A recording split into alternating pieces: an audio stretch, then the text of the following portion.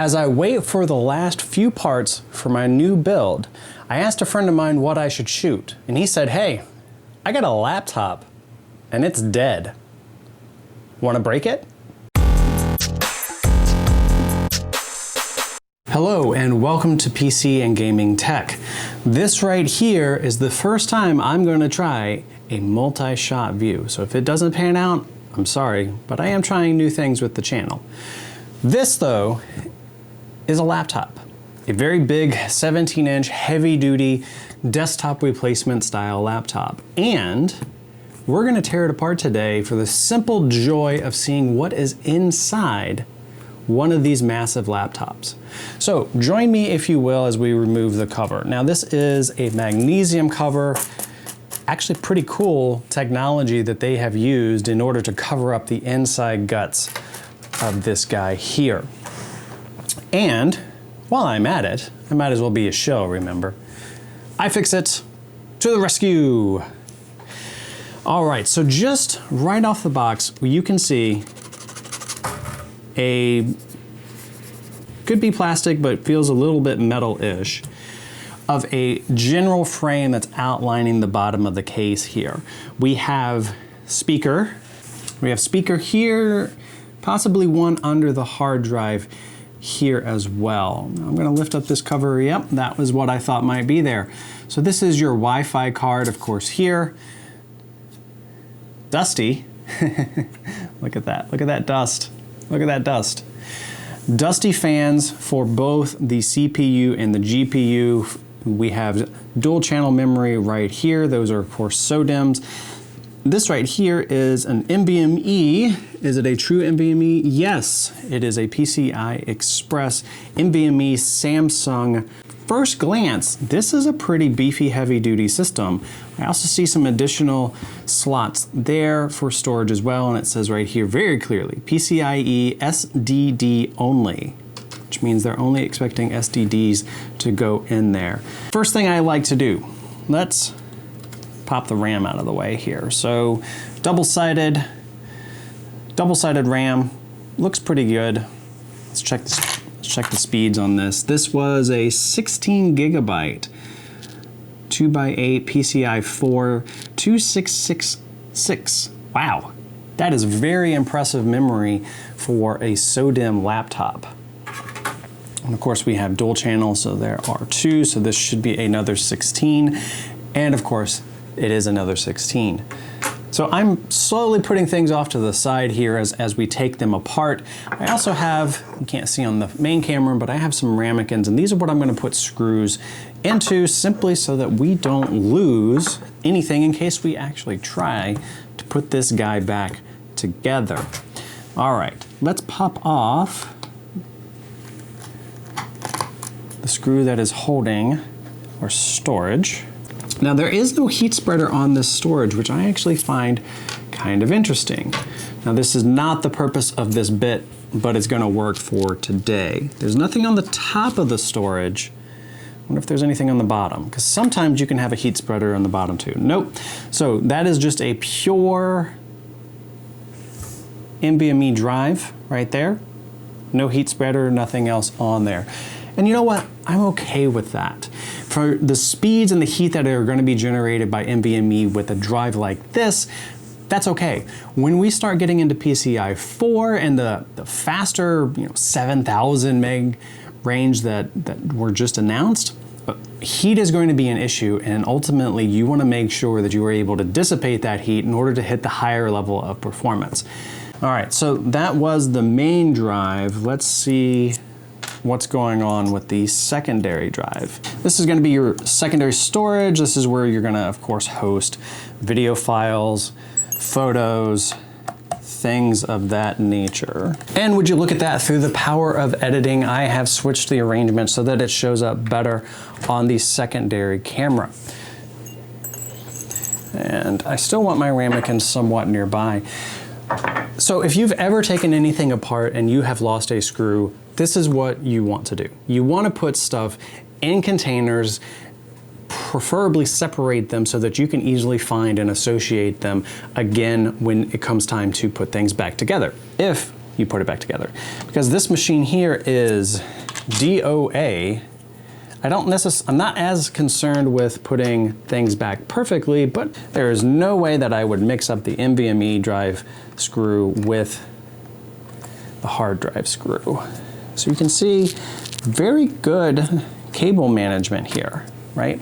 Laptops are definitely known for tight spaces and difficult nooks and crannies, and having that just routed the way that it was is pretty awesome. Now this is a 7200 drive here, 1 terabyte. Normally you can slide, I see what they did. Normally you can slide these right off, but there's this little metal bracket right here. And that bracket piece is keeping that plug connected so you can't accidentally unplug your hard drive. You can also see right here, this is felt. So this is gonna help with shock absorbing, but also it's gonna help with vibration so that you're not gonna have, when the hard drive is spinning, you're not gonna have that vibration passing through the chassis itself. Now this looks like a traditional 2.5 inch drive. So I'm not necessarily going to take the case apart and everything. This just looks like the normal deal, which is exactly what I would expect as a secondary drive.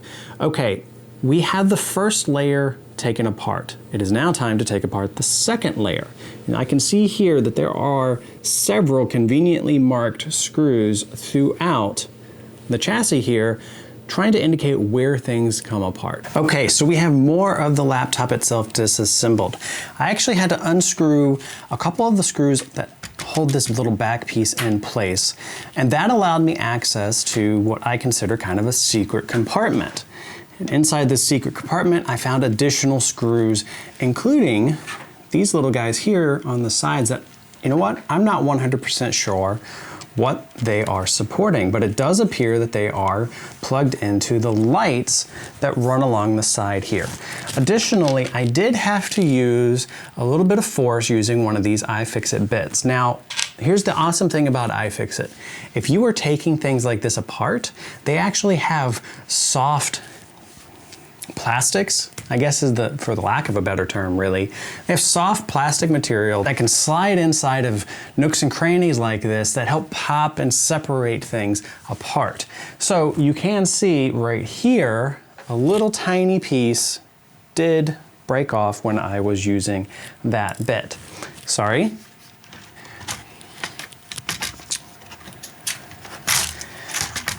All right, so this is the plastic shroud that is kind of protecting the internal components. And you can see right here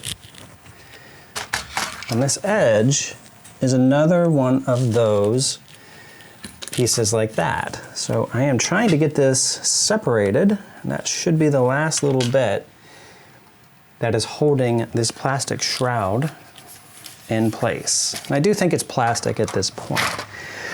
Okay, so this is what we would normally see inside of a laptop without a lot of the plastic pieces in place. Right here is my network card, and this right here might freak some people out, right? Oh no, it broke. No, not really. These little clips actually can be reconnected and stay in place.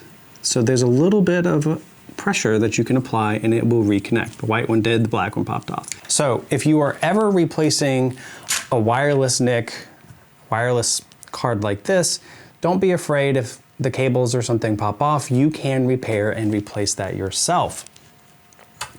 Okay, we have what appears to be the CMOS battery right here. Now that is what is keeping your BIOS and everything kind of in place and up to date.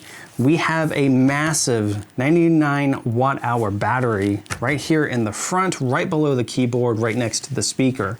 Now, I did say I only saw the one speaker portion in the front, and I theorized that there might be one over here, and I'm not seeing it, but I am seeing some front-firing speakers right here. So what that tells me is this right here is providing bass and this is providing the normal amount of sound. That's a pretty cool setup. And I'm also seeing that these are on rubber mounts, Those rubber mounts are going to help keep the sound directing forward and give you a better quality of a sound there as well. I can see that the subwoofer is too. That's actually a pretty unique and cool thing to see here in a laptop. All right, so the big thing though that stands out the most are these big fans, and you can see the piping is running to two sides of the computer.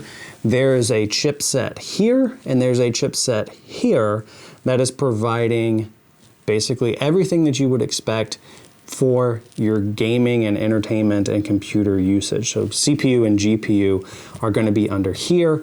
Relatively speaking, I don't know which is going to be which. I'm also curious what this material is, so let's scratch it. Okay, that is a thick layer of paint, it seems like, over top of copper.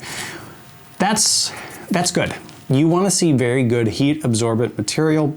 Aluminum is traditional. Seeing copper in here tells me that this is actually a good system that can probably do thermals pretty well. This is a beefy design. You can see 3 separate fins in there.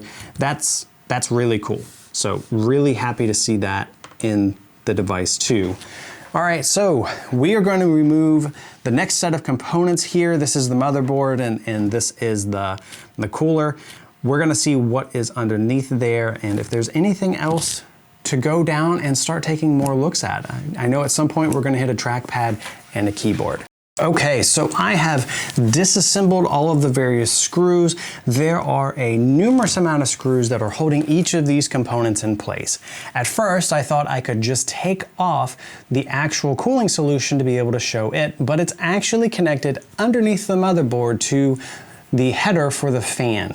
So I was not able to remove that. I had to remove the entire motherboard assembly in order to get to that portion of it. The battery though was very easy to take out. And as you can see, it's all really one unit. So this is, I would consider this user replaceable at that point, right? You are able to get access to this. If the battery itself is dying, you can swap that out. So that's actually pretty cool to see. You saw there's a couple different layers of things that you do have to remove in order to be able to get access to that, but it is doable with somebody that has at least a little bit of technical experience and technical capabilities. Next thing that I noticed here was the cover, which is pretty cool. This is the cover for the mouse pad, and these are where the clicks themselves register. So you can see you have actual pads that are actually doing a vertical motion to make a click. That's pretty cool. I've not seen actually one of those before. So a lot of this is really, interesting and neat to me as well, and I hope you're enjoying it. One of the things I noticed here though, this pad, as you can hear, was taped as well as screwed down. This plate was resting on top and providing basically stability to it, and then this portion was taped down. Now if I went to reassemble this, now I gotta go get some double-sided tape in order to make it actually stick again. I probably might get one reuse out of this, but that could be a concern, kind of in the future if you ever needed to get in here again. So not as user-friendly, I would say, as it necessarily could be. The trackpad itself, very wide, giving you a lot of surface up here on the actual touchpad area to work with. And then having used a laptop like this before, I do know that that is actually a pretty responsive item. All right, I did not take the speakers off. Essentially, they are just speakered in and wired up here. You can see the cable there, and then the subwoofer itself also has one there. All right, like I said, to get access to the fan headers and to be able to get access to the other portions, I did have to undo the entire motherboard.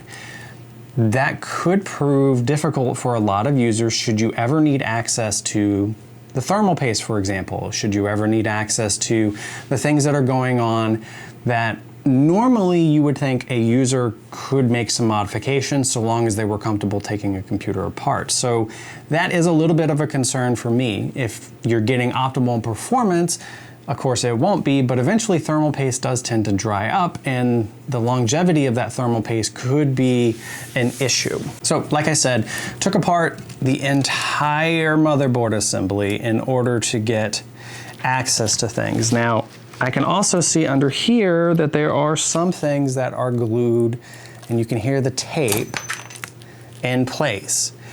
Every time I hear tape, I get a little bit nervous and a little bit concerned, simply because that means when I go to put it back together, it might not be as good as it possibly could be. Yes, tape does tend to hold things together very well.